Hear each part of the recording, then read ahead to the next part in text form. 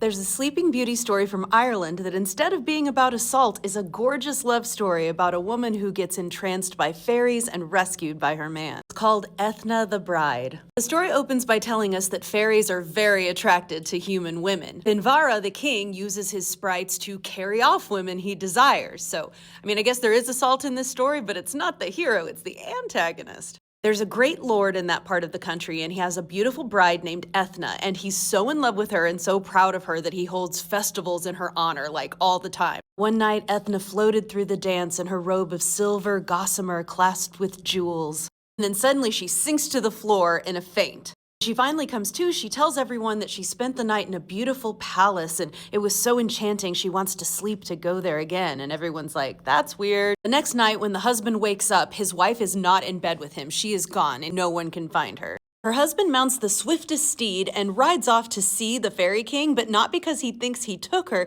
but because they're just friends and he thinks he can help him. He gets to Nakma, the hill of the fairies, but then he hears two fairies talking. We're like, wow, Finvara sure is happy now that he's got this beautiful bride by his side who he stole away and will never see her husband again. He could dig down through this hill to the center of the earth, he'd rescue her, but he can't do that. But then the Lord says to himself, neither fairy nor devil nor Finvara himself will stand between me and my wife. It'd be really cool if he just started digging right away and with his own brute strength started getting down there, but he's a lord and he's realistic, so he goes and gets all of his men to come start digging at the hill. But because of fairy magic, every time they make a dent in the hill, it fills back up again.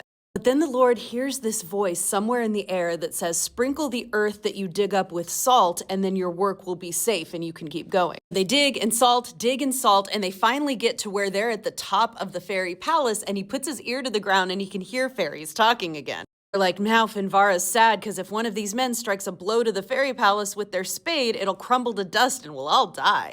Finvara's voice itself rises up from the hill and says, O men of earth, lay down your spades, and at sunset the bride will be given back to her husband. They stop their work, and that night the Lord rides to the edge of the glen, and then he sees his wife. He sprang from the saddle, lifted her up before him, and then rode away with her like the storm wind back to the castle. It's actually not quite over. Once they get home, she falls down like one in a coma and stays that way for a year and a day. Then the Lord goes out one day to clear his head from the despair, and again, he hears fairies talking about how to fix her. He must take out this enchanted pin that's holding a girdle together at her waist and then burn the girdle and sprinkle the ashes in front of the door frame. And then he does that, and she wakes up and comes back to life. He raised her up and kissed her. They both rejoiced. The deep hole he and his men made in the hill is still there, and it is called the Fairies' Glen, so no one can doubt the truth of the tale.